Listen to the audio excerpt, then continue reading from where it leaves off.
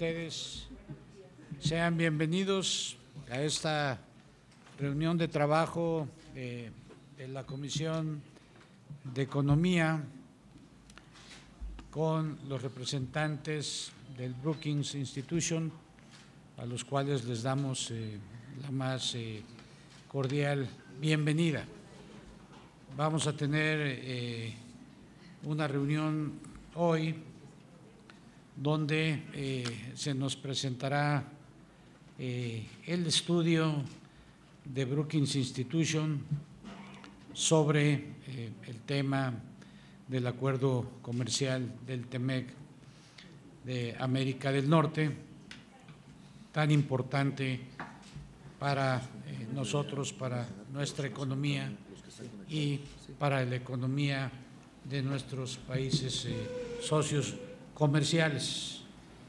Quiero agradecer hoy la presencia de quien en primera instancia hará la presentación, el señor Yoshua Meltzer, director para México de Brookings Institution. Sea usted bienvenido, señor Meltzer, así como también a la señora Mari Carmen Barrón, que es investigadora del propio instituto. Sean ustedes bienvenidos. También agradezco la presencia en este recinto de quien ha sido el promotor de esta reunión tan importante para nosotros, del diputado Ildefonso Guajardo Villarreal, a quien agradecemos su esfuerzo y su iniciativa de llevar a cabo la presentación de este estudio. Nos acompañan de manera presencial la diputada Laura Huerta Valdovinos. Bienvenida, diputada. Recording in progress. El diputado Guadalupe Fletes, José Guadalupe Fletes, sea usted bienvenido. Nos acompaña también el diputado Gutiérrez Cardón, don José Antonio. Muchas gracias por acompañarnos. Diputado Alejandro Aguilar, muchas gracias por acompañarnos. Diputado Enrique Godínez, gracias por su presencia, así como también la diputada Maribel Martínez por la vía virtual, por la vía del Zoom. Bienvenida, diputada, muchas gracias por acompañarnos a esta reunión, así como a todas y todos aquellos que se han conectado por la vía virtual y a quienes están presentes. Muchas gracias por acompañarnos el día de hoy. Hoy tenemos pues como único punto del orden del día en realidad la presentación de este estudio del Brookings Institute, así que vamos a tener la presentación para posteriormente tener un diálogo con los diputados. Vamos a abrir una sesión de preguntas y respuestas y cerraremos con las conclusiones que nos hará favor de hacer el diputado Ildefonso Guajardo. Así que gracias a todos, bienvenidas y bienvenidos, y cedemos el uso de la voz para su presentación al señor Yoshua Meltzer, director para México del Brookings Institution. Adelante, señor Meltzer.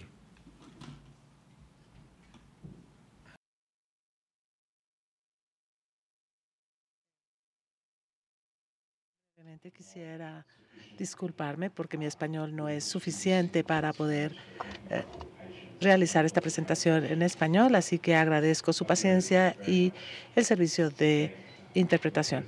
Quisiera agradecer en primer lugar a el diputado presidente por la cálida bienvenida, y también quisiera extender mi agradecimiento al diputado Guajardo por organizar este evento y a todos los miembros por su presencia. Y lo que quisiera hacer son dos cosas. En primer lugar, quisiera darles un panorama general acerca de mi perspectiva sobre la relación existente y también de nuestras miras hacia el futuro de lo que podrá ocurrir más adelante. Y también quisiera proporcionarles información del trabajo que nosotros hacemos y los recursos que tenemos a disposición para ayudarles a personas como ustedes a conocer las cifras y detalles del estado de nuestra relación. Así que quisiera comenzar por un resumen general. Y estamos en este momento como a la mitad del tiempo que tiene que transcurrir entre el inicio del TEMEC y la renovación del TEMEC, que tiene que ocurrir en julio de 2026. Y de ello voy a hablar un poco más adelante, porque esto encuadra la forma en que tenemos que pensar dónde nos encontramos. Una de las cosas en las que nos concentramos como parte de la iniciativa TEMEC o la USMCA Initiative en inglés es la revisión que tendrá lugar en 2026.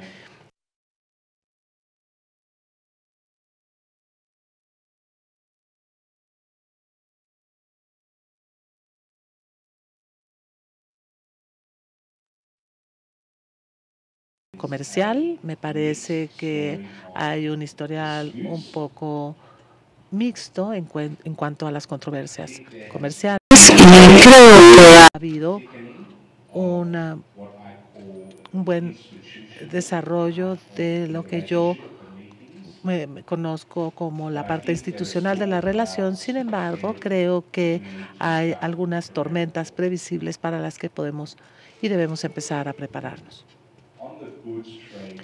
Por lo que se refiere al comercio de bienes, la relación en América del Norte como de unos 3 millones por minuto, y solamente es el comercio de bienes, no sin incluir los servicios. Y estamos teniendo ya una recuperación después de la pandemia. Y esta relación da alrededor de unos 9.5 millones de empleos. Estamos viendo los aspectos positivos, por supuesto. Ha habido una gran aumento en las inversiones, y también está la ley CHIPS y de ciencias, que es una ley para producir semiconductores, y esto también representa muchas oportunidades para México. Creo que el capítulo de la mano de obra y trabajo ha tenido éxito desde la perspectiva de los Estados Unidos hasta ahora. Ustedes saben que hemos estado utilizando el mecanismo de respuesta rápida del TEMEC en la USTR, y creo que esto tiene la importante función política de demostrarle a los sindicatos en los Estados Unidos que esto puede funcionar y entregar resultados. Por lo que se refiere a las controversias, la buena parte de la historia es que el mecanismo de Estado a Estado funciona bien, y bueno, bajo el Telecán nunca tuvimos una controversia de Estado a Estado porque el mecanismo no funcionaba, pero en el TEMEC sí se arregló eso. Y con la voluntad de todos los gobiernos para recurrir a este mecanismo, podemos pensar en algo positivo. Es una relación muy complicada la que tenemos en Norteamérica, y entonces es de esperarse que habrá controversias, y entonces es bueno tener este mecanismo basado en reglas. Mencioné el mecanismo de respuesta rápida bajo el capítulo de trabajo también, y creo que políticamente el simple hecho de no estar trabajando de de resolución de controversias a nivel del Estado inversor, sino a nivel de trabajo. Es una buena historia para el TEMEC. Yo creo que aquí lo que es mixto es la falta de cumplimiento de parte de todos los gobiernos. Voy a mostrarles en breve una diapositiva que muestra lo que tenemos una hoja de calificación del TEMEC en donde se califica el cumplimiento de todos los gobiernos de los compromisos que se tienen bajo el TEMEC, y vamos a ver que todos los gobiernos tienen algunas carencias. También tenemos la parte de las controversias. Saben ya de esta controversia importante sobre biotecnología y maíz, que es la más importante, y que también en Canadá están surgiendo algunas controversias. Tenemos un mecanismo permanente de consulta con México sobre temas de energía, y además Estados Unidos no está cumpliendo con la controversia de reglas de origen y Canadá no está cumpliendo con la controversia de Canadá y TQRs. Entonces tenemos el tema del no cumplimiento y más controversias que se van presentando. Y brevemente sobre esta ampliación institucional, el engrosamiento institucional es algo bueno. Creo que tenemos el Comité de Libre Comercio, que es una comisión senior que está trabajando sobre estos temas. Tenemos el comité o la comisión de competencia. Tenemos también el mecanismo del diálogo bilateral de alto nivel. También tenemos el USCO que se hizo. También tenemos otras reuniones que se están llevando a cabo al mismo tiempo. Entonces vemos que cada vez hay más reuniones de alto nivel llevándose a cabo, y eso es bueno. Pero aparecen algunas nubes negras en el panorama. Por un lado está la parte política. Como todos ustedes saben, todos los países tendrán elección en los próximos 18 meses, y quien salga electa va a tener una influencia muy particular sobre el proceso de revisión en 2026. Entonces, nos queda claro a todos que quien quede en la Casa Blanca va a ser de suma importancia por lo que se refiere a la TEMEC y por lo que se refiere al proceso de revisión. Esta es una disposición nueva en los acuerdos comerciales, y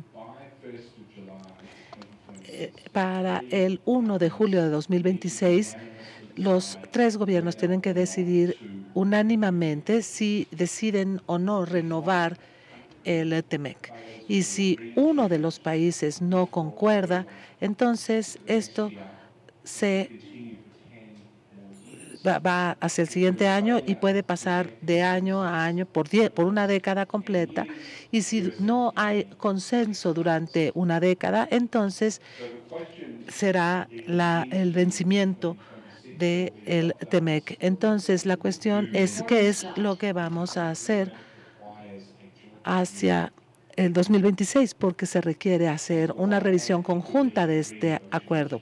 Por un lado, esta revisión podría tratarse de una renegociación, o bien podría tratarse solamente de hacer una medición de los avances que se han logrado y agregar algunos temas particulares con base en lo que hayamos aprendido para permitir que se renueve el acuerdo. Y nosotros esperamos que ese sea el resultado, pero creo que debemos también prepararnos para una situación en donde pudiera haber un impulso a renegociar parte del acuerdo. Yo no sé si alguno de ustedes haya tenido la oportunidad de leer el artículo de Robert Baumeister en Foreign Affairs que salió publicado la semana pasada, pero el mensaje clave de ese artículo es que quiere que los Estados Unidos busquen una renegociación de las cosas que no le gustan, tales como la decisión del panel sobre reglas de origen y temas similares. Esto es lo que ha surgido hasta ahora. Ahora quisiera hablarles acerca del trabajo que estamos realizando en la iniciativa USMCA y lo que ocurre. Si me pueden poner el PowerPoint, por favor. ¿Me podrían poner el PowerPoint?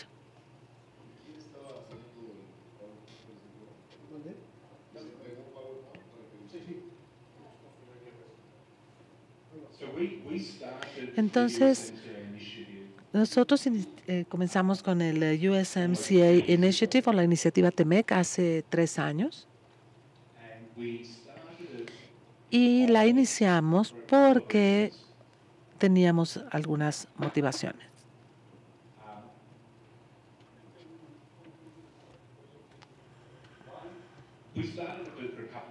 Y una de estas razones es que el apoyo bipartisano al acuerdo nos presentaba una oportunidad de poder poner o encuadrar el debate en los Estados Unidos respecto a la inversión comercial de los Estados Unidos y aprovechar el acuerdo. Y por otro lado, es que quedaba claro que uno no podía simplemente negociar este acuerdo y después dejarlo ya.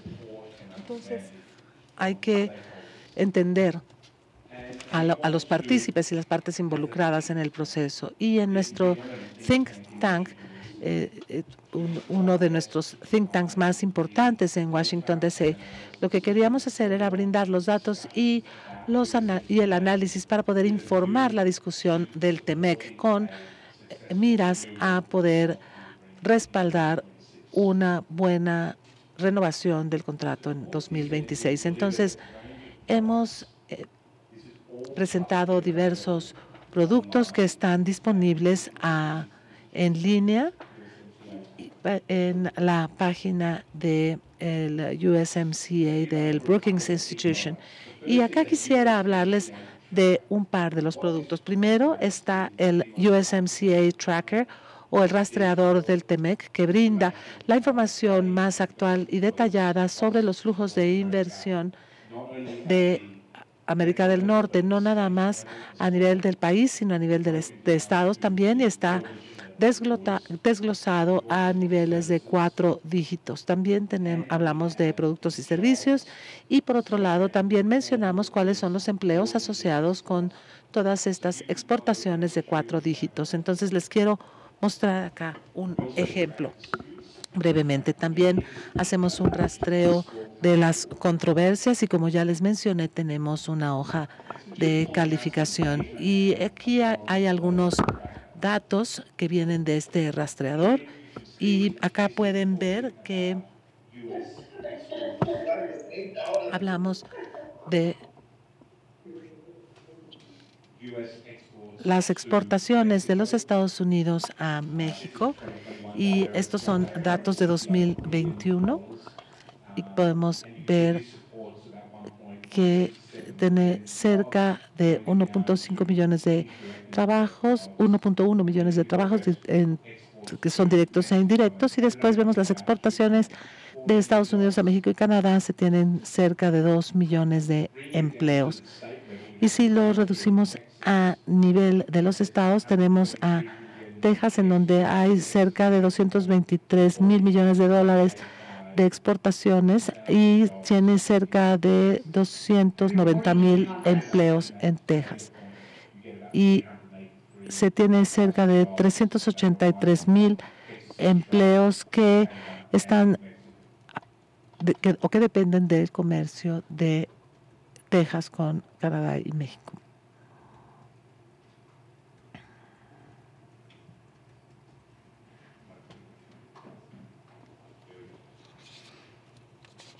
Y acá también pueden ver que vamos a ver acá las exportaciones de México a los Estados Unidos y vemos algunos de los bienes principales. Esto está accesible a través de la base de datos. Pueden ver cuáles son las principales 3 exportaciones de México a los Estados Unidos y vemos que son vehículos, partes automotores y transportes. También vemos que hay un estado específico en México, el de Chihuahua, que exporta a los Estados Unidos. Los tres principales grupos son de Chihuahua y están todos los empleos asociados con estas exportaciones.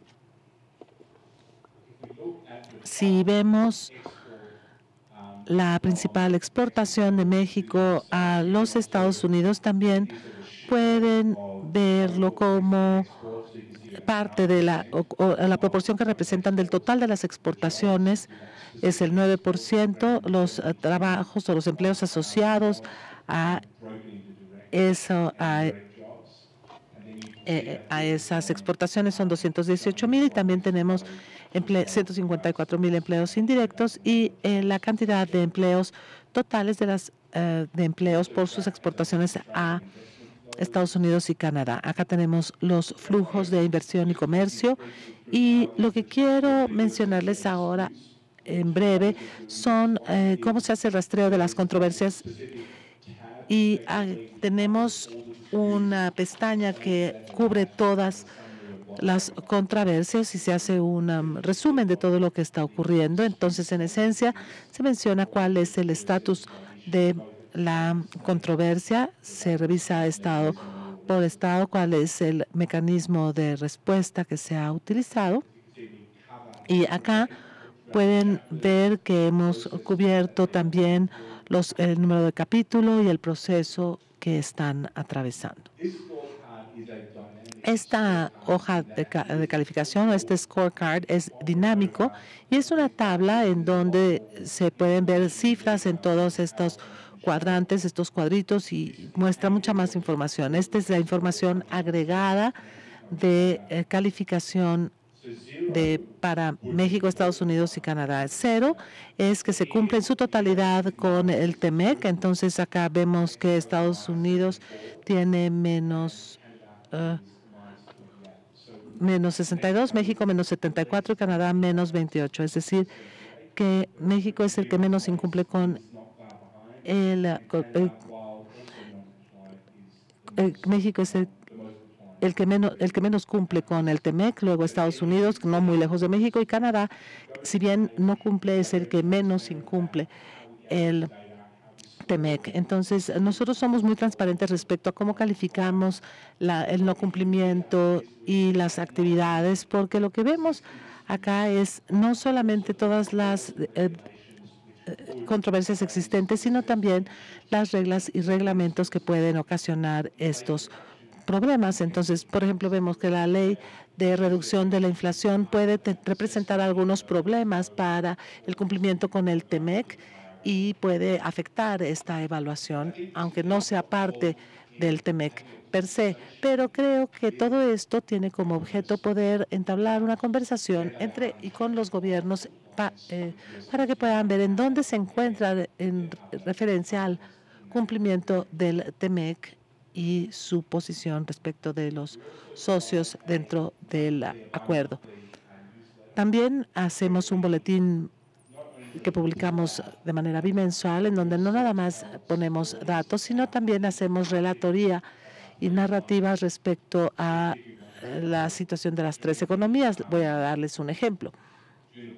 Durante el Mundial en los Estados Unidos dimos un ejemplo de una hamburguesa y cómo la carne venía de carne mexicana que estaba siendo procesada en los Estados Unidos con tomates y aguacates que venían de México y lechuga que venía de Canadá. Entonces, esta es lo que queríamos hacer era ejemplificar cómo las economías de los tres países interactúan. Entonces, hacemos boletines con temas diversos, por ejemplo, la seguridad alimentaria y cómo la integración de los sectores agrícolas mejora la seguridad alimentaria en América del Norte. Entonces, tenemos esta relatoría y hablamos también de la importancia de la relación económica para todo el mundo. Entonces, pueden también, si quieren, inscribirse al boletín para que reciban toda esta información. Tenemos también un informe insignia que emitimos cada año en donde donde tomamos medida de dónde está la relación y cuál será la agenda prevista, y como estamos ya en el punto medio entre la fecha de inicio del TEMEC y la fecha de su revisión, entonces revisamos cómo se ha avanzado hasta hoy, cuál es el estatus que guarda el TEMEC y también cuáles son los temas que debemos vigilar para poder asegurarnos que haya una renovación exitosa del acuerdo en 2026. En estos informes hay aportaciones de muy alto nivel, por ejemplo, la embajadora Kathleen Tai, la ministra Champagne de Canadá, de la ministra de Industria. También hay contribuciones de Tatiana Cloutier, exsecretaria de Economía en México. También tenemos algunos senadores. Claudia Ruiz Massieu también hizo una aportación el año pasado, y tenemos también altos directivos empresariales que participan con sus contribuciones. Entonces, estamos muy orgullosos de este informe y estamos buscando que también haya aportaciones de alto nivel por parte de México para este informe. Y una de las cosas que hacemos también son algunas reuniones sobre políticas públicas. Tuvimos una reunión de alto nivel en Ottawa el año pasado, en donde tuvimos a los ministros, a representantes de la oposición, en donde se hablaba acerca de la importancia y la creación de conciencia respecto a la importancia de la renovación del TEMEC. Y para concluir, quisiera decir que una de las cosas que hemos empezado a hacer es pensar en los temas que atañen a la renovación del TEMEC. Creo que para los gobiernos es importante pensar qué es lo que se puede hacer. Las elecciones que vienen, bueno, hay algunas restricciones respecto a lo que se puede hacer de momento, pero en Canadá y en los Estados Unidos se dice que quizá haya que esperar hasta después de la elección, pero mientras hacemos esa espera, habría que empezar a trabajar en los temas subyacentes para poder estar listos al momento que se presente la renovación. Y con esto quisiera detenerme y pasarles la palabra a usted, señor presidente.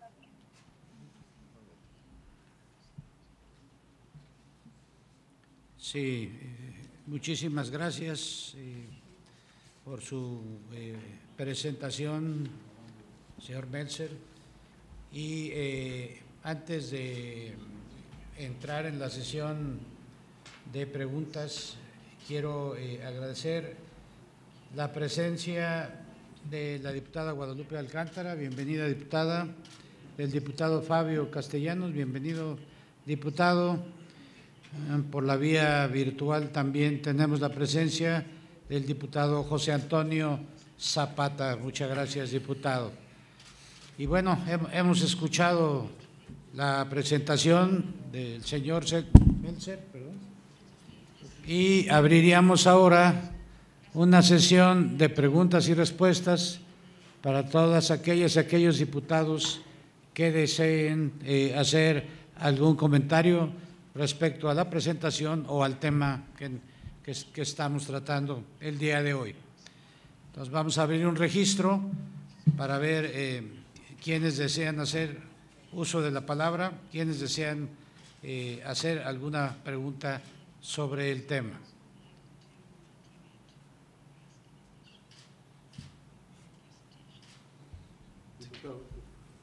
Sí, adelante, diputado Aguilar. El diputado Alejandro Aguilar. Con su permiso, diputado presidente, compañeras y compañeros, muy buenos días. Es muy interesante lo que nos acaba de comentar el señor Joshua Welser, quien ha hecho muchas precisiones sobre lo que es el Tratado de Libre Comercio de Canadá, Estados Unidos y nuestro país. Para México, ¿qué es lo más importante que se puede hacer como proveeduría o fabricación, ya sea microchips, autopartes o algo que todavía haga falta en este tratado y que sea una oportunidad para nuestro país, y de esta manera pues sean economías complementarias en el que todos podamos ganar en nuestros países. Muchas gracias.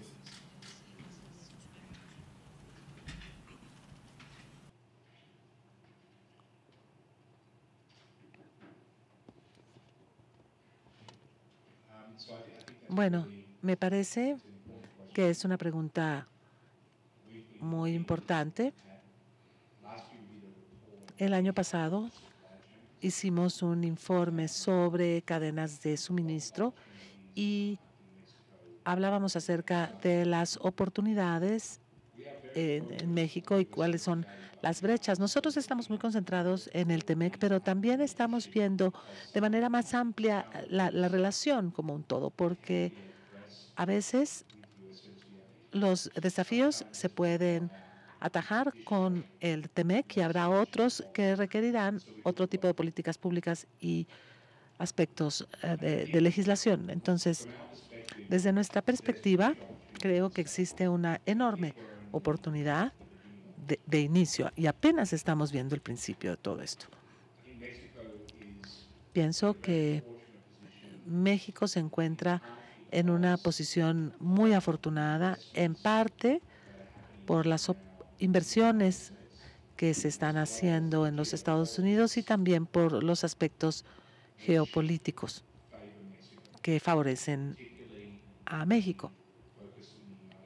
En particular, la concentración en los Estados Unidos para disminuir el riesgo y concentrarse en las cadenas de suministro. Eso requerirá que haya más producción en América del Norte y México está en una postura donde puede convertirse potencialmente en ese proveedor. Pero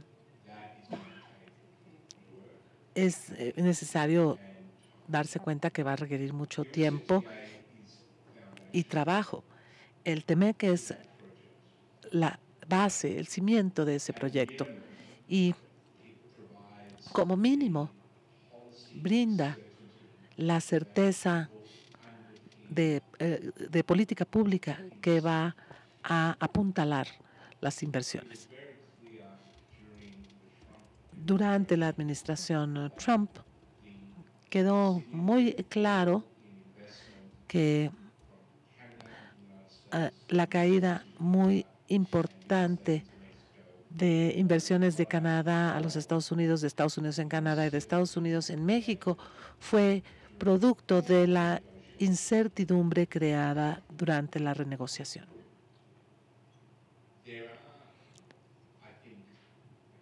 Me parece que existen un par de áreas en donde podríamos hacer mucho más bajo el amparo del TEMEC y podríamos hablar mucho sobre el tema, pero voy a ser aquí breve. Primero son las barreras no arancelarias, que ha sido un tema de agenda ya por un tiempo entre México y Estados Unidos, pero me parece que va a ser cada vez más importante que logremos hacer eso bien. Después está el tema del capítulo digital, que es el capítulo más robusto que tiene los Estados Unidos con cualquier otro socio en el tema digital.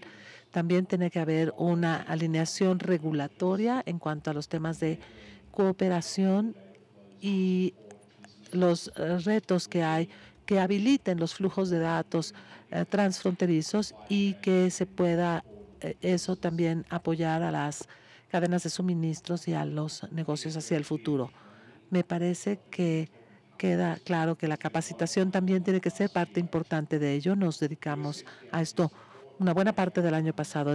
El TEMEC puede apoyar estos resultados de diversas formas. Uno, a través de los compromisos que tienen el tema de los servicios, y el otro tema, y es la razón por la que hablé de la parte institucional, es que si se piensa en el panorama más amplio del TEMEC, las distintas comisiones, los distintos comités podrían ser fortalecidos para que puedan buscar distintos vías de cooperación para habilitar la cadena de suministro. También hay algunas áreas en las que no nos concentramos durante la renovación, por ejemplo, los vehículos eléctricos o específicamente la cadena de suministro.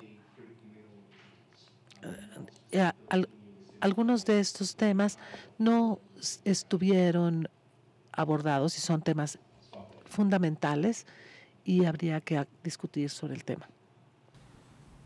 Muchas gracias, señor Meltzer. Me han solicitado la palabra la diputada Huerta Valdovinos y el diputado Godínez. Diputada, por favor. Hola, muy buenos días a todos. Agradecerle su visita, agradecerle la información que nos está dando y comentarle, fíjese que soy diputada de Nuevo Laredo, que es frontera con Texas, y lo que nosotros vemos muy comúnmente pues es ese apoyo que tenemos con el TEMEC, que es ese respaldo que tenemos mutuamente en las aduanas, el trabajo que tenemos, tanto trabajadores mexicanos que van allá y trabajadores americanos que vienen acá. Entonces yo desearía que esa parte, esa revisión que se hiciera fuera de la manera que usted comenta, ¿no? De decirnos qué más podemos hacer y no que ya se termine un tratado de libre comercio. Yo creo que vamos haciendo cambios y estamos haciendo cambios notorios que no se habían hecho y que ahorita se están empezando a hacer y que a lo mejor nos va a costar un poco de tiempo lograr hacerlos. Qué bueno que podemos saber en este momento, porque estamos a la mitad de un proceso, para poder lograr lo que realmente queremos lograr. Entonces, a mí mi pregunta sería, si ya tenemos ahorita los puntos rojos, podríamos empezar. La verdad yo desconocía la información, ahorita apenas me voy a meter a la información, pero podríamos lograr a lo mejor un punto que digamos, ¿sabes qué? Sobre estos 3 puntos es en lo que estos 3 puntos se abren en 10 y esos 10 son los que están afectando, pueden afectar un tratado, porque la verdad es que lo que hemos visto, tenemos una relación de 200 años y en esos 200 años el comercio no ha parado de crecer. Entonces lo que nosotros queremos es que esto crezca y crezca cada vez más y que sea de la mejor manera, que sea el negocio tanto para Estados Unidos, Canadá como México, pero para esto necesitaríamos saber con qué están inconformes, porque hay una parte, por ejemplo, en el caso del maíz, hay una parte en donde nosotros no estamos de acuerdo. ¿Por qué? Pues porque se utilizan métodos que a lo mejor a nosotros ya no nos convienen porque creemos que también dañan. Entonces, yo creo que el sentarse y el platicar sobre los errores que hemos tenido es más válido que decir, ¿sabes qué? Ya no, porque no me conviene, cuando en realidad, pues lo que hemos visto en la historia es que sí nos conviene y que nos conviene acrecentarlo y hacerlo más grande y más fuerte. Es todo. Gracias, diputada. Adelante, señor Meltzer. Mr. Meltzer. Yo estoy en esencia de acuerdo con su punto de vista, diputada. Creo que tenemos que iniciar con esta perspectiva de trabajar juntos para resolver los problemas en lugar de terminar el acuerdo. Creo que ese es el enfoque correcto.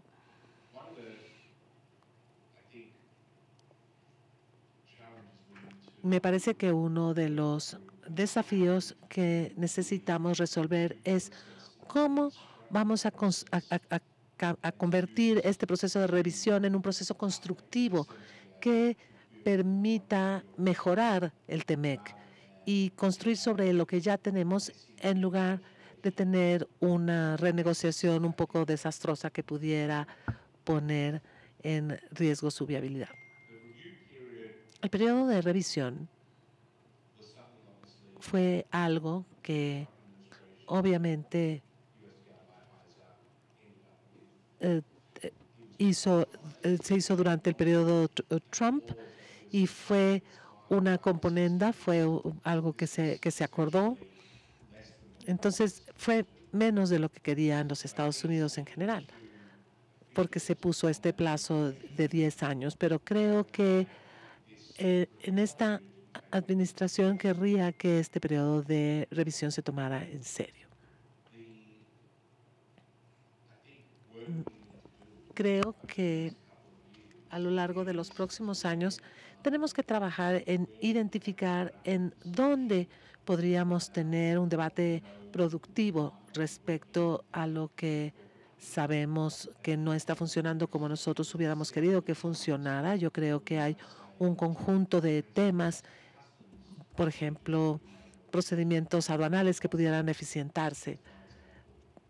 Es uno de los ejemplos. Entonces, hay algunos temas, algunos arreglos técnicos que se pueden hacer para que el comercio sea más eficiente.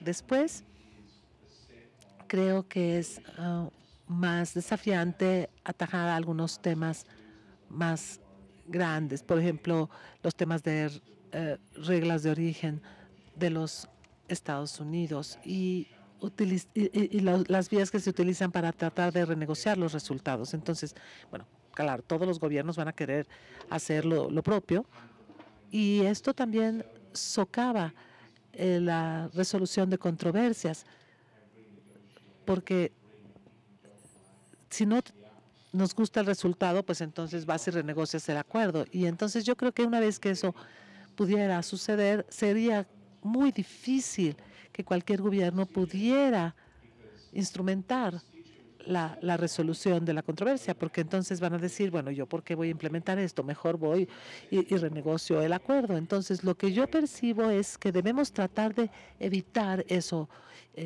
y debemos hablar de ello durante el periodo de revisión. De nuevo, creo que aquí es en donde la política va a jugar un papel importante, porque creo que quien quede en la Casa Blanca va a ser importante en cuanto a la dirección que tome esta conversación. Pero yo creo que durante el próximo año y medio tenemos que poner de manifiesto que sí hay una manera de avanzar de manera productiva hacia el futuro y tomar en cuenta que enviemos un mensaje constante, congruente de por qué es importante llevar a cabo una revisión constructiva del tratado. Muchas gracias, señor Meltzer. Ahora se concede el uso de la palabra al diputado Godínez. Adelante, diputado Enrique Godínez.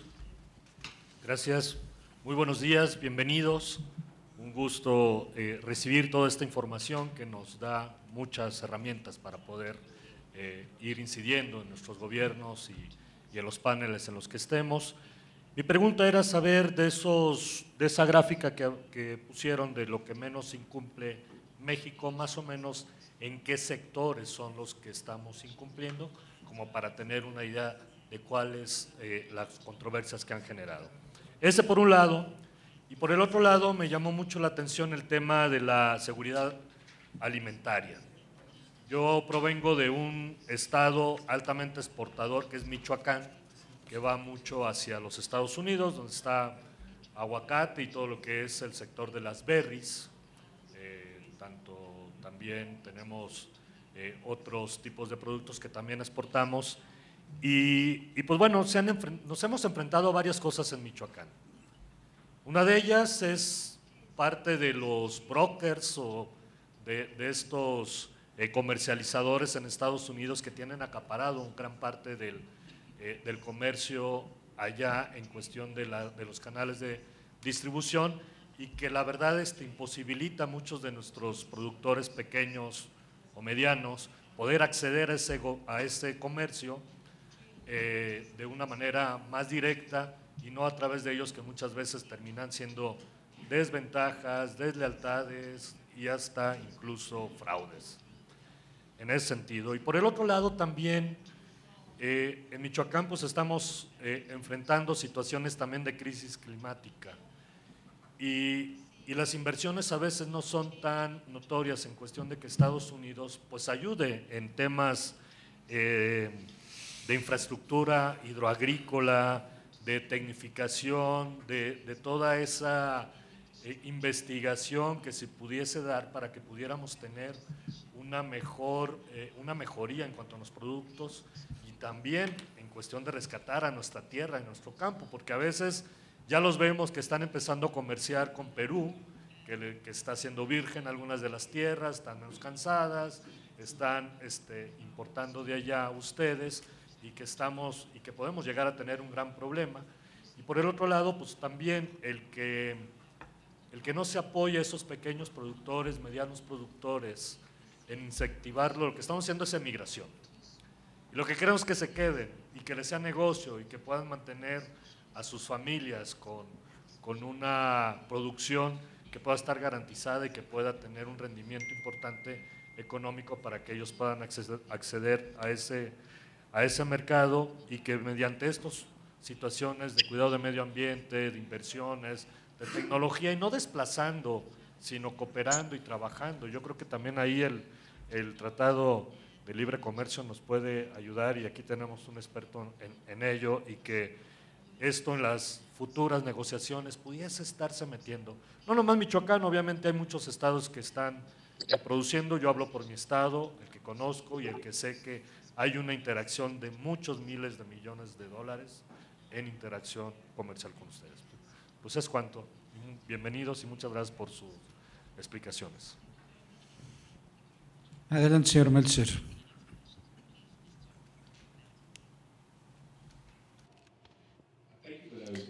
Pues muchas gracias por estas excelentes preguntas. Quisiera yo mencionar dos de los puntos que usted puso sobre la mesa. Uno es sobre las pequeñas empresas. Mi punto de vista es que esta es una de las áreas en donde podríamos hacer mucho más trabajo bajo el TEMEC. Hay compromisos para las pequeñas empresas, hay una comisión de pequeñas empresas en México, pero también en los Estados Unidos y en Canadá.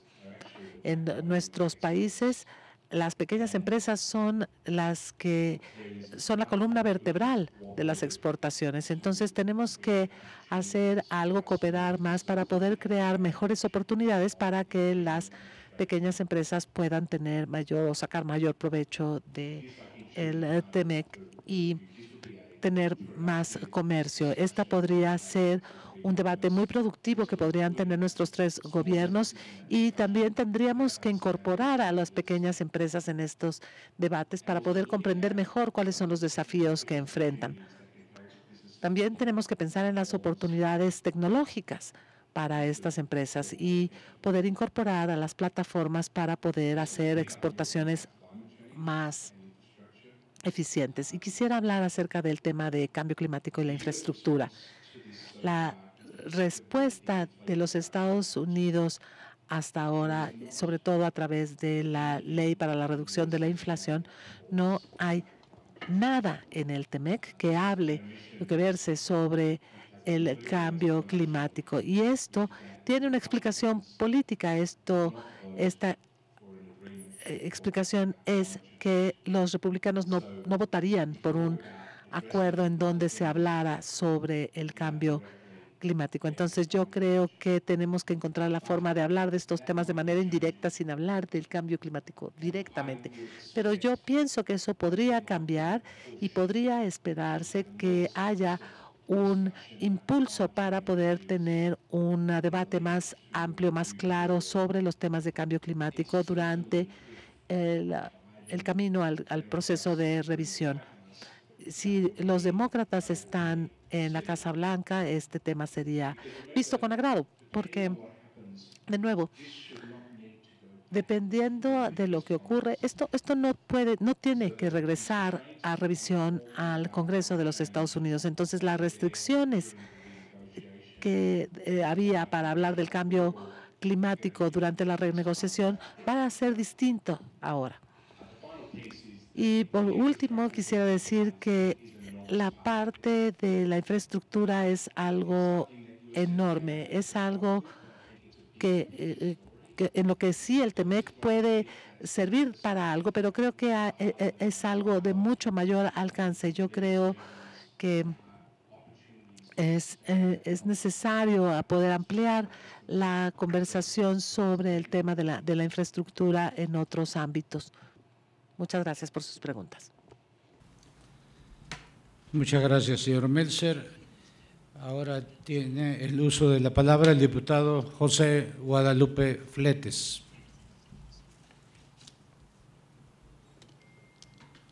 Bueno, pues muy buenos días a todos. Yo nada más mi comentario y mi pregunta es, con los temas del medio ambiente, por parte del gobierno mexicano, sabemos que aquí en nuestro territorio hay muchos temas que nos están causando muchos problemas, como es el tema de la deforestación, el tema que hay mucho cultivo con el tema del aguacate, que es muy controversial, el tema del agave, y vemos que no hay una regulación, y pues también por parte del gobierno americano vemos la contaminación de lo que es el medio ambiente con el tema de la industria automotriz. Cómo poder llegar a acuerdos y cómo cumplirlos, porque vemos ampliamente que cada día pues es más difícil el tema de los desastres naturales que están pasando, yo creo que en todos lados, tanto en el gobierno americano como acá en el territorio mexicano. Entonces mi pregunta más que nada es, ¿qué tienen previsto para solucionar este tema muy en específico? Adelante, señor Meltzer.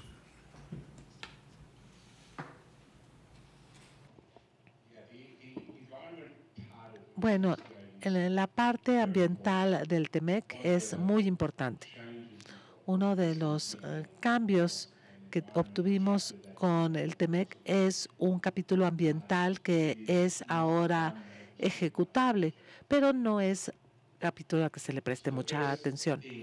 Entonces, yo pienso que lo mejor es pensar sobre los compromisos que hay en el capítulo ambiental, y hay un cuerpo de cooperación trilateral para temas ambientales transfronterizos que se pueda concentrar en estos temas y problemas. Yo creo que en Estados Unidos el capítulo sobre el trabajo es el que ha cobrado preeminencia,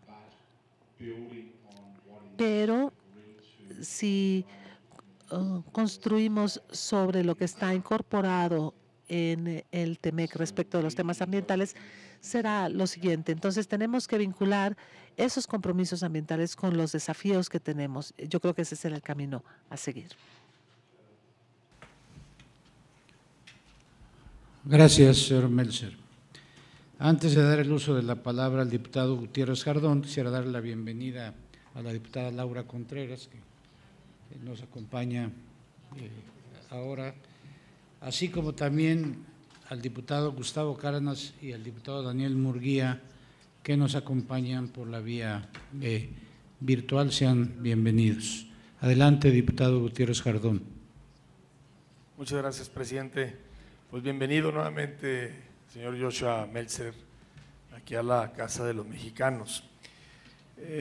Nosotros, quienes somos del norte de México y que representamos a los estados exportadores, como es Coahuila, Chihuahua, Tamaulipas y toda la parte norte, que entendimos muy bien el proyecto del Tratado de Libre Comercio en su momento, en los años 90, y dimos un giro de 360 grados en la economía de los estados y le apostamos.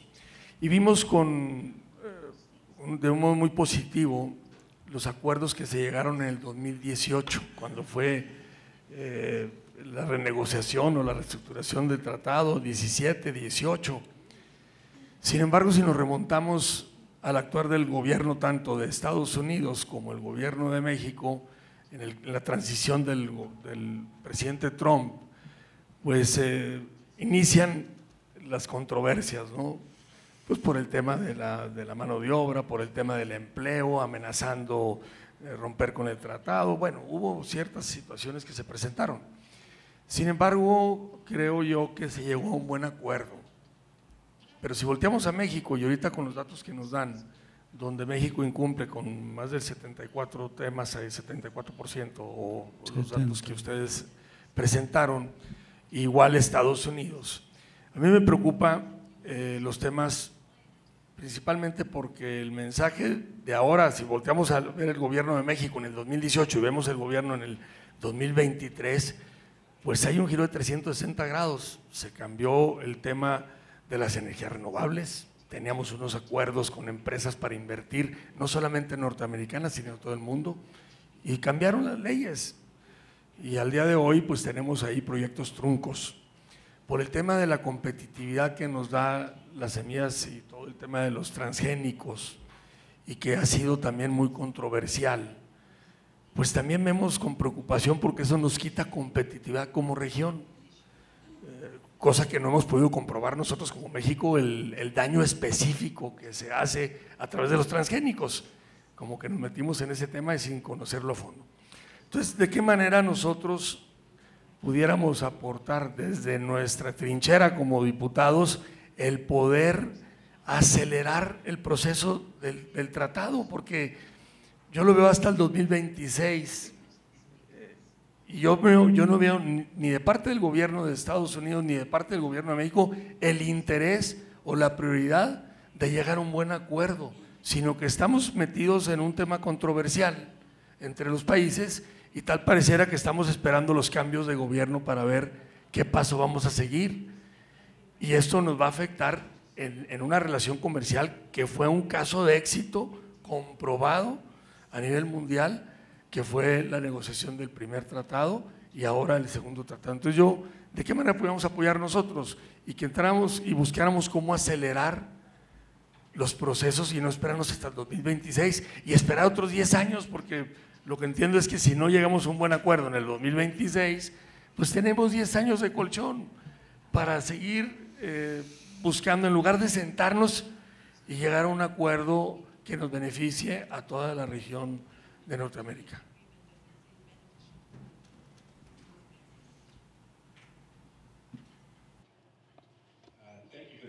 Muchas gracias por esta pregunta, y es una pregunta un tanto difícil para mí, ¿no? Y también me gusta escuchar algunos de estos problemas que usted ha mencionado. Bueno, déjeme decirle brevemente que una de las razones por las que nosotros hacemos este trabajo y por las que produjimos el rastreador fue para que gente como usted y los partícipes en sus esferas de influencia y sus electores puedan entender cómo funciona, y tenemos que entender el impacto que tiene en los empleos, el impacto que tiene en el comercio. Entonces es importante poder comunicar este mensaje para poder poner de relieve la importancia del tratado. Me parece que lograr esto es importante y este es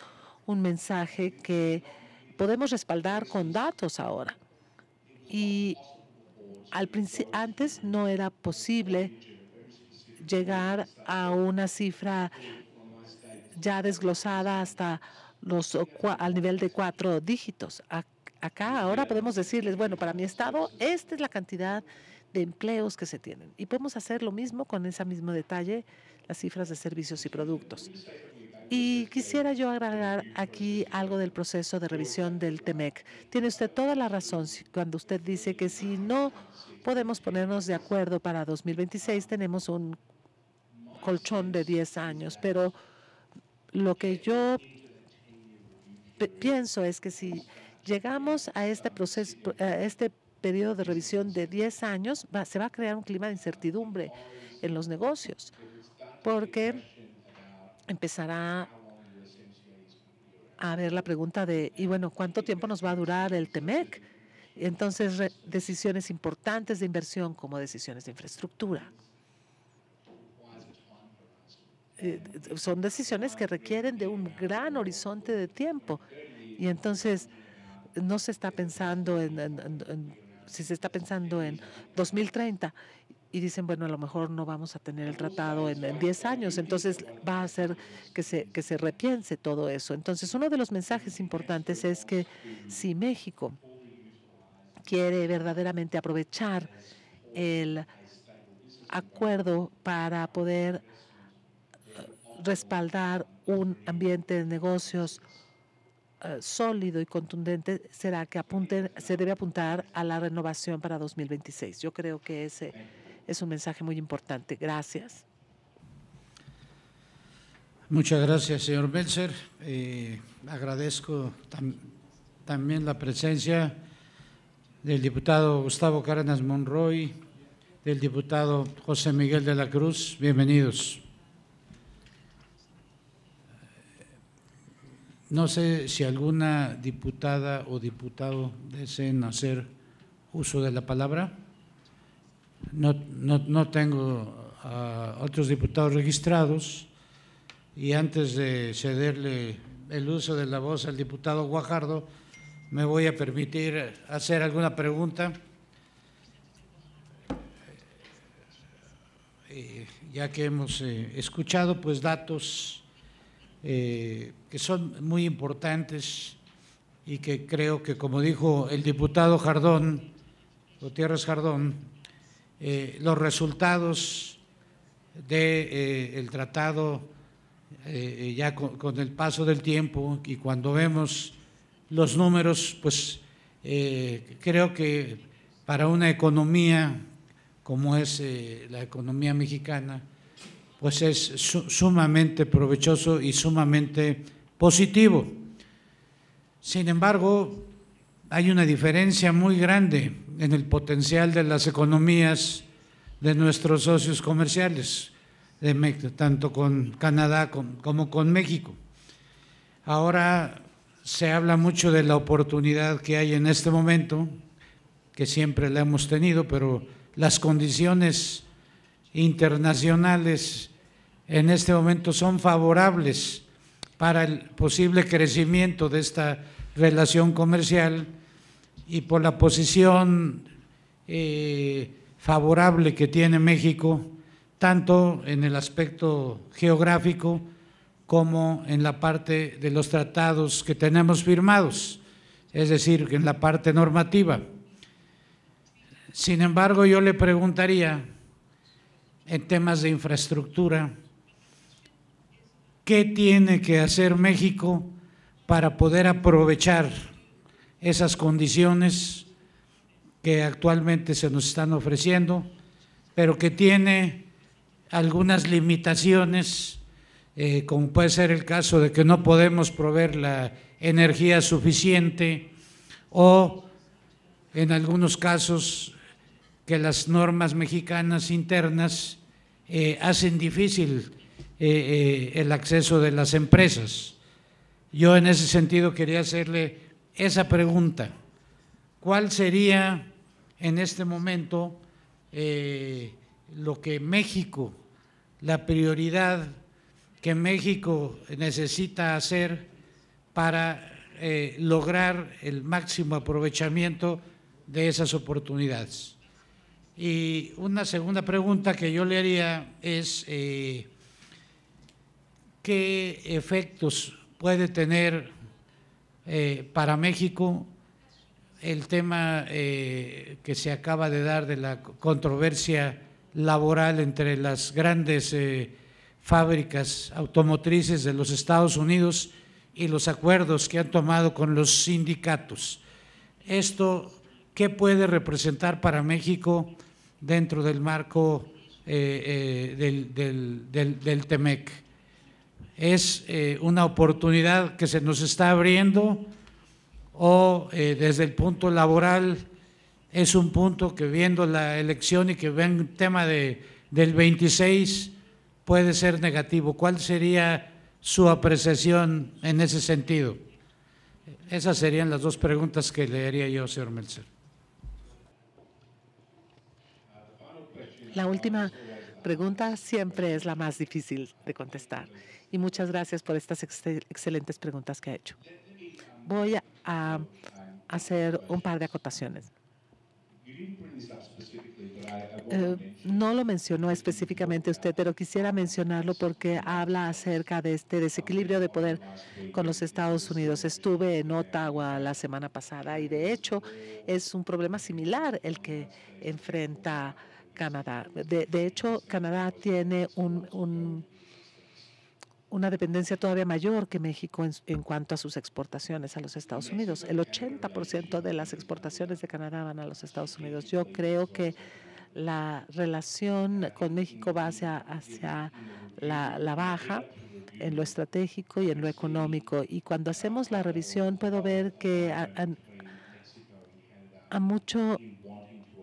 en un nivel muy amplio podemos ver que ni México ni Canadá quieren renegociar el TEMEC.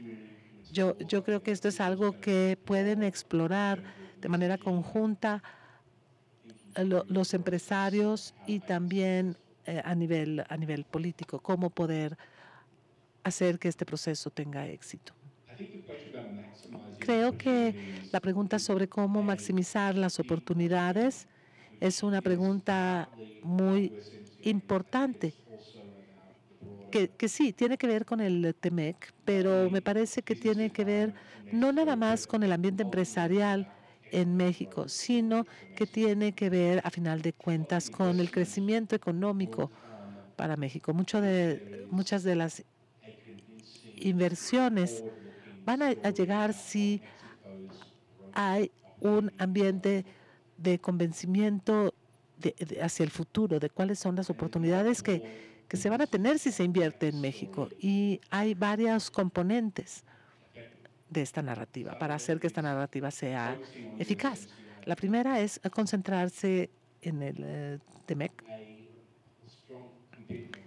Hay que comprometerse a las reglas que hay. Yo creo que eso es lo que puede hacer el gobierno con mayor eficacia. Me parece que esta hoja de calificación que muestra muchos incumplimientos desviste al tratado de su capacidad de contar una historia de crecimiento para México. Y quisiera yo acá marcar o subrayar un riesgo potencial para México, que son las inversiones chinas en México. Y esto tiene más que ver con el tema de la política y la economía. ¿No? Ya es algo que se ha mencionado explícitamente. Yo creo que estos temas de la controversia entre China y Estados Unidos y los temas de seguridad, me parece que existe riesgo potencial que bajo una administración distinta sí se ponga mucha atención a cómo China está utilizando a México como una plataforma para llegar al mercado estadounidense. Entonces yo pienso en esto como un riesgo potencial.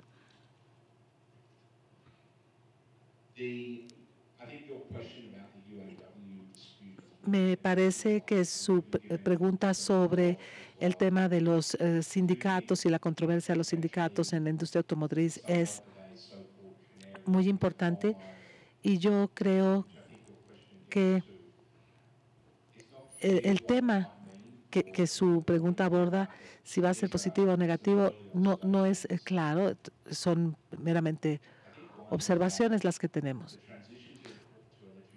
La transición a los vehículos eléctricos va a ser algo que va a afectar mucho a la mano de obra. Hacer o fabricar un vehículo eléctrico es fundamentalmente diferente a fabricar vehículos con motores de combustión. Entonces, no nada más es la cuestión de la capacitación para que los trabajadores puedan hacer la transición, sino que también es el tema político que va a ser también muy desigual y muy complicado. En Europa hay que ver, basta ver lo que pasa en Europa. Europa está viendo cómo responder a este problema en el mercado europeo, si hay subsidios para los vehículos eléctricos y cómo va a resultar esto en ese mercado. Creo que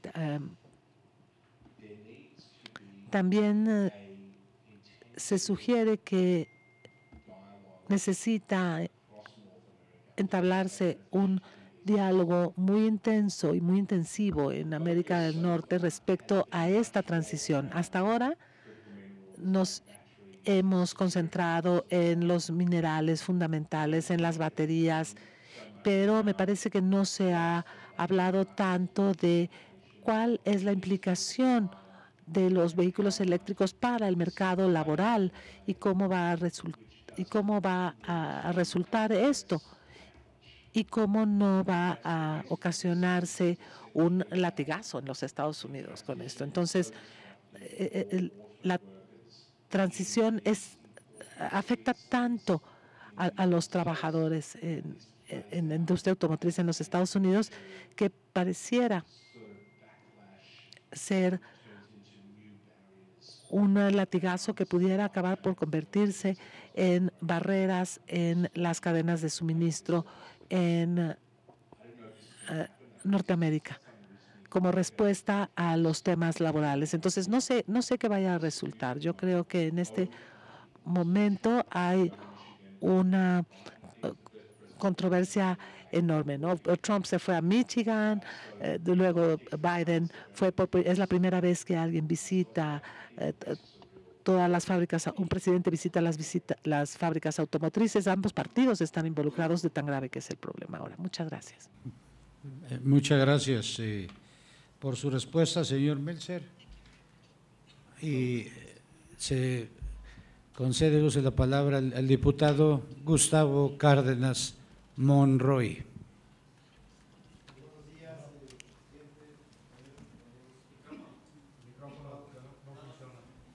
Compañeros diputados de esta comisión importante en la Cámara y en el desarrollo del país. No sé si está apagado el micrófono, no se escucha. Muy buenos días, compañeros, con su permiso, presidente. Agradecer primero la importancia que tiene la realización de esta reunión, en razón a que se abordan temas fundamentales que tienen que ver con el desarrollo del país y particularmente las cuestiones de carácter económicas. Aquí se han abordado temas fundamentales como el medio ambiente, el cambio climático. Seguramente que con mayor profundidad hay que tomar el tema de la migración y el tema también de la seguridad de las zonas fronterizas. Ahí nos gustaría tener su comentario, como también lo que tiene que ver con los convenios bilaterales de transporte aéreo y terrestre, lo que implica la categoría 1 recuperada apenas hace unos cuantos días, cuál es el espacio de oportunidad que tiene la economía mexicana recuperando la categoría número 1 y cómo fue verdaderamente la afectación tanto del transporte de personas como de mercancías, lo que significa sin duda alguna la infraestructura tanto primaria, las autopistas, las vías del ferrocarril, por supuesto que los aeropuertos, los puertos, y lo que pudiera ser en algún momento ya en operación el transísmico para poder ser una herramienta de fortalecimiento del comercio internacional y asimismo obviamente el poder tener un puente mucho más cercano a la economía inclusive norteamericana, la mexicana y la misma canadiense. Por otro lado también el tema de las importaciones y las exportaciones de los productos del campo, cómo hay que apoyar dentro del mismo tratado lo que significa la producción de los alimentos en México, particularmente el maíz, en el que estamos en un panel de controversia, y que eso debe ser algo que ayude a la producción del sector primario y especialmente el maíz. Por otro lado, también sería muy importante el que los productos de exportación que tiene en el campo nuestro país, pues en estos momentos están siendo afectados en muchos de los casos por la inseguridad que existe. Ahí es fundamental tener sus puntos de vista, en razón de que también con esos productos competimos con otras partes del mundo, en qué condiciones nos pone como economía, como país y como socio comercial. Por sus respuestas, muchas gracias. Gracias, señor presidente.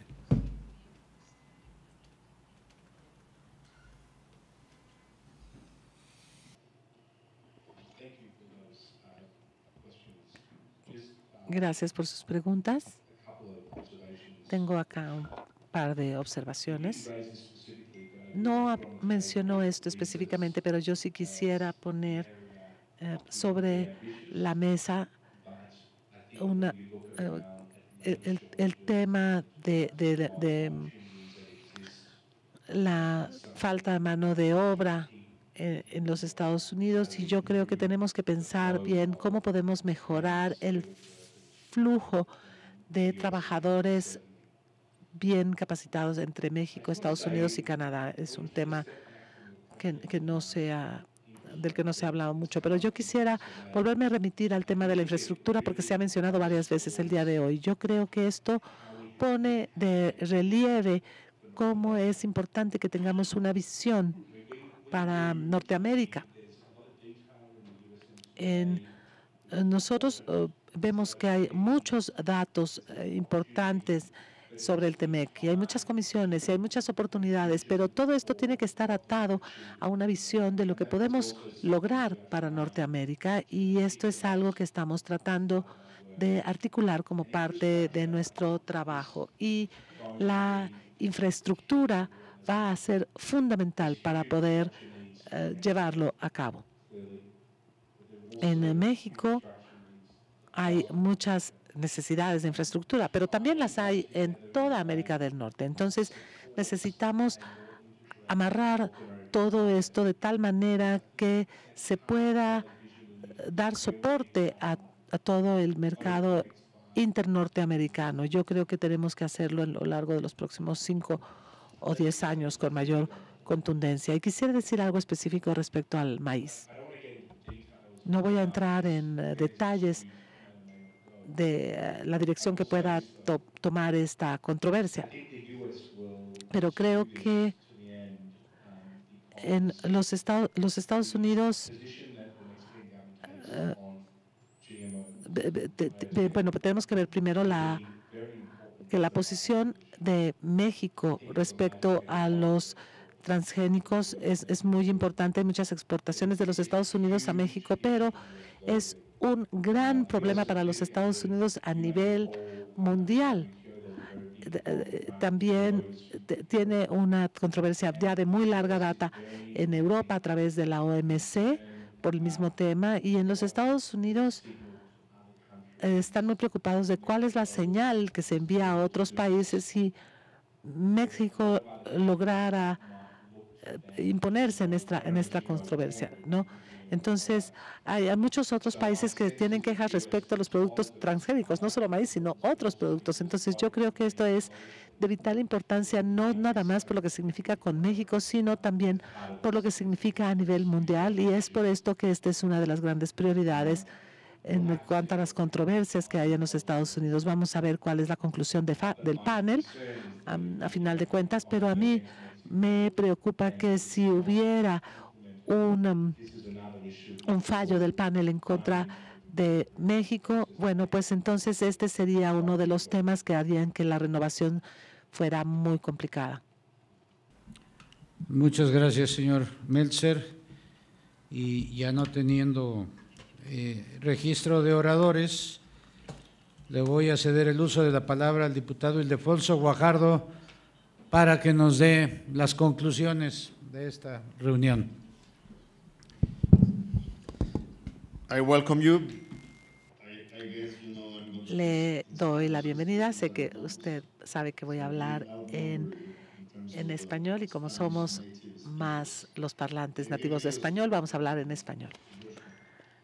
La verdad es que es un privilegio tenerlos aquí. El Brookings Institute es una de las organizaciones más prestigiadas de los Estados Unidos. Muchos mexicanos han estado invitados a sus programas, mexicanos de alto nivel académico que han contribuido al enriquecimiento de los trabajos que Brookings hace a favor del hemisferio occidental y particularmente de la integración de América del Norte. Creo que de los trabajos que se han posicionado en materia de la revisión del TEMEC, el que realizan ustedes es el más sofisticado, el más serio, el más profundo, por eso han tenido un efecto de adherencia en este proceso. Me imagino que en las primeras revisiones no me invitaste porque tener a uno de los arquitectos adentro le puede dar un sesgo a tu evaluación. O sea, es como querer que el papá del niño diga qué tan bonito es el niño, ¿no? Pero para mí este ejercicio fue espectacular. Fue espectacular porque escuché preguntas muy precisas de mis compañeros. Deberían de sentirse orgullosos porque esta convocatoria en una reunión de trabajo que no es una reunión oficial, es una convocatoria masiva, están todos los partidos políticos representados prácticamente, y eso refleja la importancia que el tema tiene para nosotros. Y la verdad es que da para mucho. Y el ejercicio de estar, me quedé afuera sin intervenir en las preguntas, porque es como llevar al niño al pediatra, ¿no? O sea, tú hiciste el niño, pero te van a decir tú un brazo más largo y no le funciona la oreja, no escucha bien, y como papá pues tomas notas para ver cómo el niño puede ser remodelado, ¿no? Pero creo que me da pauta para poder, en los temas que ustedes tocaron, pues tendrán en cuenta que yo estuve ahí, negociando con Lighthizer y dando los elementos de por qué debería ser así o así. Pero empecemos primero por el planteamiento que hace nuestro compañero diputado José Alejandro, porque él pone una pregunta bien importante y que se cierra cuando el presidente de la Comisión aborda desde otro enfoque algo similar, y es el aprovechamiento del tratado.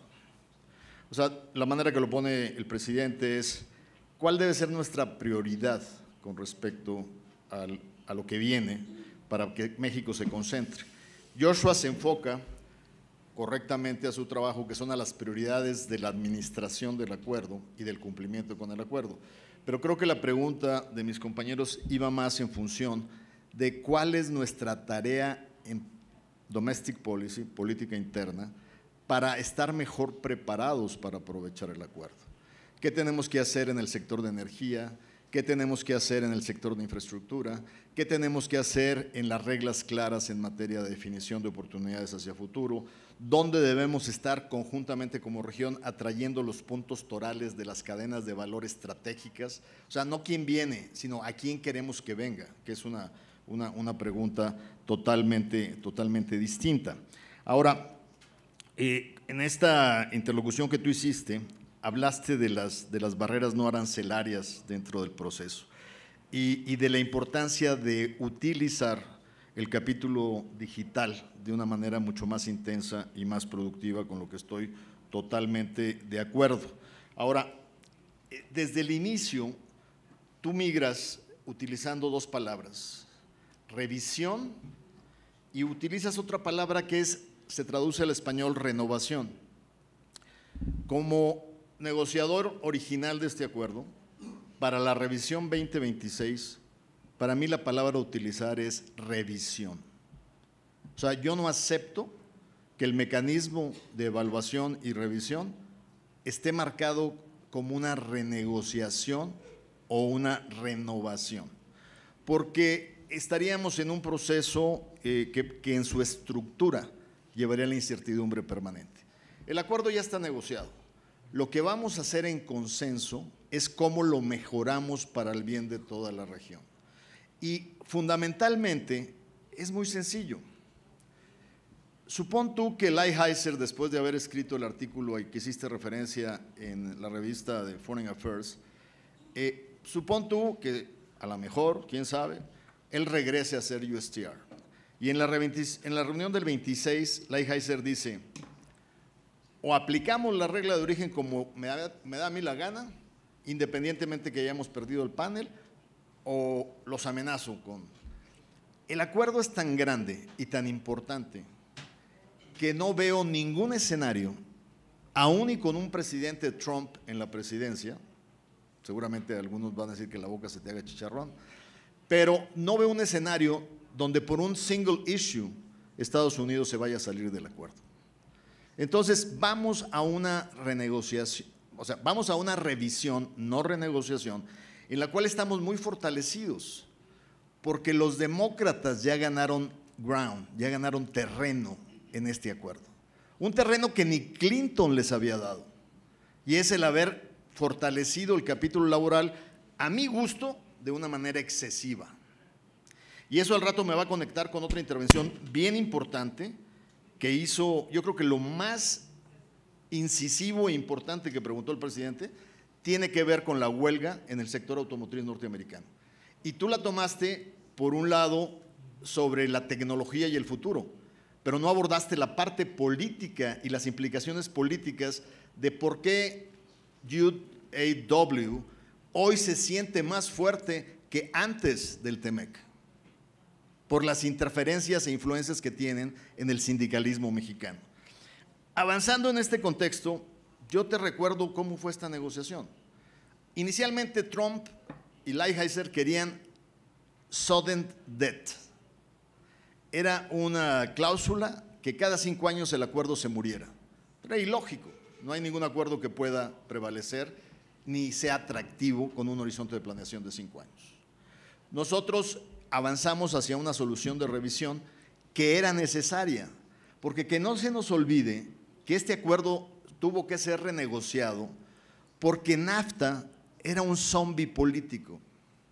Cualquier política pública que no se preocupe de fortalecer los consensos democráticos tiende a estar en alto riesgo. Y esta negociación era importante porque habíamos dejado demasiados demócratas enojados en la negociación del 91.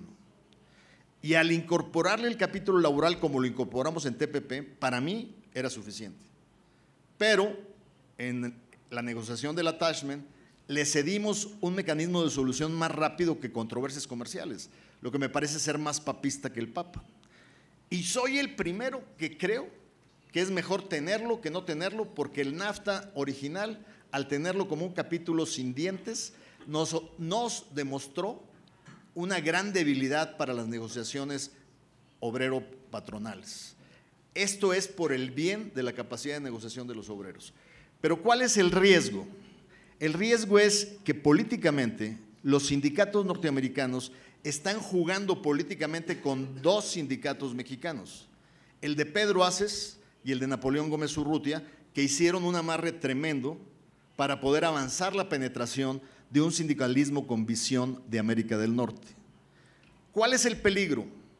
Yo no estoy en contra del senador Gómez Urrutia, siempre y cuando su objetivo sea el bienestar absoluto de los trabajadores, sus derechos laborales y sus derechos a contratos limpios y democráticos. Pero el problema es que se ha convertido en un pleito de quién acapara más sindicatos y corremos el riesgo de regresar al sindicalismo charro mexicano de los años 70. Entonces, vuelvo a lo que el señor presidente establece concretamente y correctamente y dice, ¿qué efecto va a tener la huelga de UAW? Pues claro, los sindicatos norteamericanos están más fortalecidos porque le están diciendo a sus patrones en Estados Unidos, a ver, o jalas al 100 de lo que te estoy pidiendo, o mis socios en México te van a hacer la vida de cuadritos en tus propias instituciones. Entonces, the leverage of UWA se fortaleció después del acuerdo de una manera impresionante. Entonces, lo que estamos observando es un sindicalismo que se está haciendo regional. Y yo no me opongo a un sindicalismo regional. Lo que sí tengo que garantizar es que sea por el bien, los ingresos y la democracia de los trabajadores sindicalizados, no para volver a restablecer en este México la época más negra del sindicalismo, que es el sindicalismo charro. Volviendo al tema de este mecanismo de revisión. NAFTA tuvo un mecanismo de revisión que nadie le hizo caso. Por eso NAFTA se volvió una kriptonita política para los demócratas. Era necesario renovarlo. Y al hacer el sistema de revisión sexenal con una visión a 10 años para poderlo resolver, nos da un horizonte de planeación de 16. Pero lo más importante es que brinca en términos presidenciales. Aunque arranquemos las observaciones con Lighthizer y Trump, no las vamos a cerrar con Lighthizer y Trump. Esa fue la gran idea de poder hacer periodos que no estén empatados con presidencias alineadas. Si nos vamos el diputado Godínez hace una precisión. Habla del esquema devastador de los cultivos exitosos que no están encontrando equilibrios. Sin duda es un tema fundamental y estoy de acuerdo con Joshua que el interés de los republicanos sobre el capítulo ambiental es muy menor porque Trump prohibió a su negociador hablar de cambio climático en la negociación, cosa que no era la posición ni de Canadá ni de México. Ahora, es evidente que ese capítulo tiene que ganar empoderamiento. Cuando el diputado Fletes habla precisamente sobre el tema ambiental, a eso se refiere, a que tenemos que fortalecer el capítulo ambiental donde todos tenemos compromisos globales. Y el diputado Jardón hace hincapié sobre lo importante, o sea, de estar preparados para el 2026, y creo que un ejercicio sano de parte del Brookings sería cualquier precandidato o candidato, perdón, que visite Washington debería de conocer esta información, sea del partido que sea, porque este es un tema de política de Estado, independientemente de partidos políticos. Para quien gane la presidencia de México pueda estar preparado para la revisión del 2026. Ahora, finalmente, hay un tema muy interesante que también fue puesto en la mesa por Joshua, y es luz roja, inversiones chinas en México. Déjame elaborar un poco más sobre esto, Joshua, porque es muy importante entender algo. Una vez que toman decisión para hacer relocalización, es porque desde China ya no se puede cumplir con las obligaciones de contenido de proveeduría sin venir a producir a América del Norte, sea Canadá, sea Estados Unidos o sea México. Si una empresa china se establece en México, tiene que cumplir, si va a exportar a Estados Unidos, con el requisito de que 70% del acero en el sector automotriz tiene que ser de América del Norte. Tiene que cumplir con el requisito que la parte esencial, 75%, tenga que ser de América del Norte y que el automóvil contenga 75% de América del Norte. ¿Cuál es el riesgo si los obligamos a cumplir con las reglas? El dinero puede ser europeo, puede ser japonés, puede ser chino, puede ser de África o de donde sea, mientras nosotros seamos los dueños de la regulación, el riesgo político disminuye, siempre y cuando no los involucremos en patentes estratégicas. Pero entonces, estoy de acuerdo contigo, pero yo le veo más riesgo a que empresas cometan chapuza o hagan, en inglés no sé si se traduce bien chapuza, pero hagan maña o jueguen chueco y hagan como que la pieza fue producida en México y la importaron ilegalmente en China, la incorporan y declaran mal el contenido. Eso es violación. Yo prefiero que se vengan a producir, que sigan las reglas, a que estén tratando de jugar por la puerta de atrás. Y finalmente, dentro de lo que fue tu presentación inicial, sin duda la historia es una historia muy importante, pero en tu consideración de escenarios hay que considerar que si no ha avanzado autos, si no ha avanzado energía en las controversias Estados Unidos-México, es porque en Washington los asesores políticos de Biden lo están aconsejando de no pelearse con el gobierno de México para que el gobierno de México le siga ayudando en el tema migratorio y en el tema de fentanilo. Es una desgracia que estemos cruzando temas de agenda, porque lo único que hace es restarle credibilidad y resultados de largo plazo al acuerdo. Entonces esperemos que regresemos al tiempo donde la relación bilateral se maneje compartamentalizada y no estemos haciendo intercambios de fichas entre diferentes temas de la agenda. Es cuanto, señor presidente, y creo que fue una gran participación de toda la comisión y le agradezco mucho la participación al Brookings Institute en su Cámara. Muchas gracias al diputado Ildefonso Guajardo por esta semblanza que está haciendo con comentarios de una persona que ha participado directamente en estas negociaciones y que creo que a todos nos ilustran. Quiero agradecer tanto al señor Joshua Meltzer como a la señora Mari Carmen Barrón su participación y decirles que siempre serán bienvenidos, que para nosotros es muy importante tener esta relación de cercanía con el Brookings Institute y que estamos abiertos para que esta relación continúe y que podamos nosotros como comisión y desde nuestra parte legislativa aportar cuando así se considere conveniente, o someterlo a la consideración de las señoras y los señores diputados. Serán siempre bienvenidos y por supuesto también agradecer al diputado Guajardo por organizar esta reunión, que creo que es muy productiva, muy interesante y que seguramente para todos nosotros nos provee de herramientas en nuestro trabajo legislativo. Gracias a todas y todos por su asistencia y esperamos que se repita. Señor presidente, muchas gracias. Un tema que a mí se me escapó. El diputado Cárdenas planteó toda la vertiente de infraestructura. Sería muy interesante que el Brookings tomara un área especial del mapeo de infraestructura para el tránsito de mercancías y personas de los 3 países como un complemento de lo que se requiere para poder facilitar el comercio. Yo creo que es un tema que podría abonar. Muchas gracias, diputado Guajardo.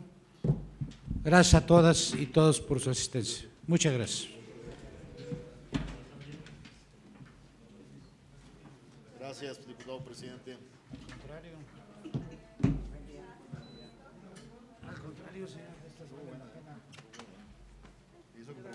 Gracias. Lecciones del tratado, ¿verdad? Lecciones del tratado. El Alzheimer.